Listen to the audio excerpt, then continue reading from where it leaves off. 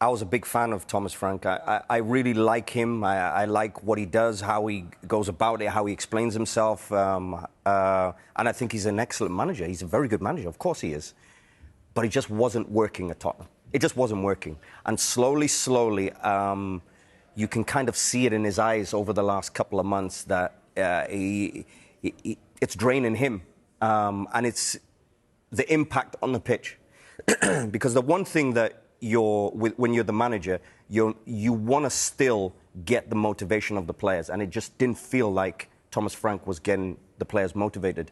And whether it's the manager, whether it's the players, but of course players have to look at themselves, but it just wasn't working. So I believe that Igor Tudor coming in, I think they've got a better chance of staying in the Premier League. Do you think they will stay in the Premier League?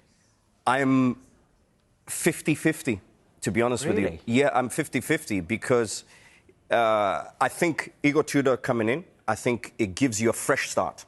And what normally happens in the dressing room, everybody's on their toes. Everybody's okay, there's a new manager, we have to impress, otherwise we won't play, because players want to play, of course. And if you don't impress, you're not going to be in that starting lineup. So everybody picks up. So the energy is now different this week at Tottenham. So that's why maybe you might get a surge, because what they need is about 3 or 4 results in the next 6 weeks or so. It's not going to be easy. They start with Arsenal. But that's what you need. So sometimes that surge, and Igor Tudor is known for coming in, saving the club, whether it's going up or saving them from relegation. He's known for that. And also a fresh voice. Sometimes you need a different voice than somebody who's automatically attached to the club, because what's everybody asking for? Or somebody that's attached to Tottenham. Well, okay, somebody that's attached to Tottenham hasn't done you very, very well so far. So you might need a new voice. And this guy coming in, I think he's going to be very, very good. And I'm still 50-50, though, because it's going to be down to the players, because they've got so many injuries. And performances are bad, especially at home. And sometimes when you get into that kind of run, it's very hard to pick yourself up. This is now 2 seasons, bear in mind, that you're very, very close to that relegation. It's not like a one-off. This is now a couple of seasons in a row now. So this is where Tottenham arrive, fighting relegation. It's time now for the fans' perspective. Fanalysis has partnered with Sky Sports to empower fan opinion. On the Fanalysis app, you share your player ratings, your manager ratings, and your opinions on everything to do with your club, so that Sky Sports can put fan opinion at the heart of their football coverage. Scan the QR code to download the Fanalysis app. I speak live now to Tottenham fan Chris Cowlin. Chris, hello again. Right, OK, you wanted Frank out. He's gone. Did you have more chance of staying up under him or under Tudor?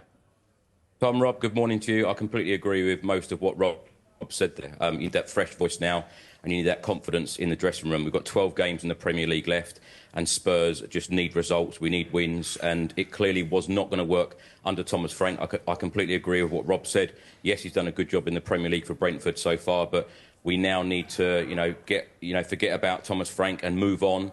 And it is all about Tottenham in these next 12 games, because this is hugely important to keep Spurs in the Premier League. So hopefully he can, give confidence to these players in the remaining 12 games. And, he's taken that crash course straight away. Started work yesterday, crash course into the Premier League. Welcome to Tottenham, Tudor, and hopefully that, he can get the results from these players. There is an article in Telegraph today claiming about how much of a financial hit Tottenham will take if they don't qualify for Europe, OK? But the impact would be catastrophic if they end up being in the Championship next season rather than the Premier League. As fans, we might not think about that as much, but still, that must worry you, well, a lot. It certainly is worrying, Tom, and I think this is why so many fans were calling for Thomas Frank to go out the door. I know Spurs fans are normally very, very mixed in opinions, but Thomas Frank had to go a long while ago. It was clearly not going to work. But, Spurs should always be a top European side. We should always be playing European football year after year. And of course, when you're down in the table, and like Rob said, it's the second season running where we're down, fighting relegation and being in those places, it's not good enough. And things need to change dramatically in the summer. I've said before, it's always about the next window, and this next window for Tottenham is absolutely huge. But first of all, we've got to look at these 12 games and stay in the Premier League ultimately to even be in that conversation about the summer. Well, I've been distracted by a message on the bottom of the screen from Paul saying that Spurs going down would do them the world of good and give them a chance to kind of reset and rebuild. From Paul, that is from. What do you think of that? No chance do we want to be going down as Spurs fans. Absolutely no chance. Spurs should always be competing in the Premier League and top competitions and fighting on all fronts. And like I've said on this show to you, Tom, many times, that the transfer windows need to be a lot better. And what I would say to the board is if they feel that the club has been taken as far as it can under their ownership, under their management, then they need to sell in the summer, because Spurs should be fighting on all fronts. This is a term that they used at the start of the season. And, do you think that's true, though? Because should Spurs, when you look at one trophy in how long? Forever. Should Spurs actually be fighting on all fronts? Because it's not been proven so far, if you look at the last 30 years. Well, this is the thing, Rob. In 2019, and I could talk to you all day about this subject, because in 2019, Daniel Levy actually came out and said that this was meant to be a game changer, the stadium, moving in the stadium. Now, we have made many poor decisions since we moved in that stadium. We've had 6 permanent managers, 4 interim managers in 7 years. It's absolutely ridiculous. And, the money should be spent on the pitch. A lot more should be going into the pitch. And like Pochettino said in 2019, we've got this wonderful mansion. All you guys on Sky say it, literally every week about, what a great stadium we've got, great facilities, the training ground, etc. It's about putting the players in there now. It is about competing on all fronts. Yes, we won the Europa League in May. That was meant to be the springboard for more success. And I just want to see ambition. The club have said many times that they are ambitious. They want to be ambitious. They want to win more trophies. I think Ange has dispelled that, though, this week, where he says they're actually not ambitious. And it's Tottenham living in this big mansion, but there's nothing inside of the mansion. Completely agree, Rob, as well. When Postecoglou came out and said that he wanted those types of players, and Spurs went out with respect, got Dominic Solanke and 3 teenagers, this is not good enough. If Spurs want to be competing on all fronts, like the football club have said many times, transfer windows need to be very, very different. In terms of just another message on the bottom of the screen there from Dan saying Spurs will get relegated 100%. An awful appointment, no experience of the Premier League, failed everywhere he's been. Well, lots of people have come to the Premier League with no Premier League experience and done very, very well. But keep those coming in, please. We want to hear from Tottenham fans on this appointment. What about Johnny Heitinga leaving the club after 32 days? Any sympathy for him? Nothing surprises me now, Tom. People come through the door, they leave. This was a very short appointment. This was clearly a Thomas Frank appointment, and he's gone out the door. But, talking about the new manager, we've got to, get behind him. This is a huge game coming up on Sunday against Arsenal. And, the Spurs fan base can really be that 12th man and, give the players confidence. And we've got to get behind this manager, because what choice do we have at the moment? And like Rob said, we need 3 or 4 wins, 3 or 4 really good results.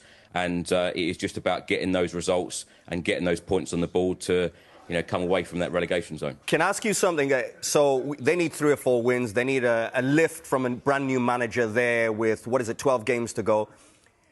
If it doesn't happen in the first 2 or 3 games, because he's unknown, do the Tottenham fans then, do you feel like they'll go against him and they'll still be upset and they'll be almost disappointed in the first start of the new manager?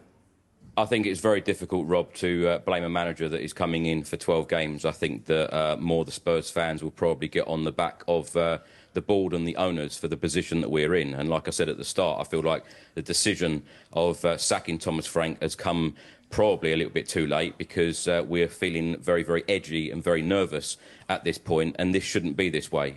So, we've got to get behind the manager. I can't stress that enough. We've got to get behind him. And, when you look at his record, his interim appointments at Lazio and Juventus, when he came in for those last 9 games in March 23 and March 24, he managed them for 9 games, won 5, drew 3, lost 1. So I would love him to have a similar record at Tottenham. And, of course, he is advertising himself for the Premier League, for a job in the Premier League next year. So he of course, will want to do well.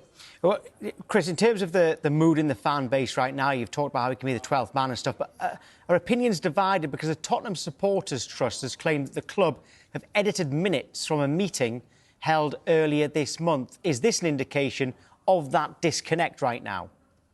Absolutely. And Vinay Venkatesham, before the West Ham game, wrote some notes in the programme, 2 pages. And, one of those things that he spoke about was, bridging that disconnect with the fans. And this certainly hasn't helped with the trust. And, the Spurs fan base at the moment are feeling very, very worried about, relegation and about the future and about the ambition of the football club. I've been on here talking for many years, talking about the ambition.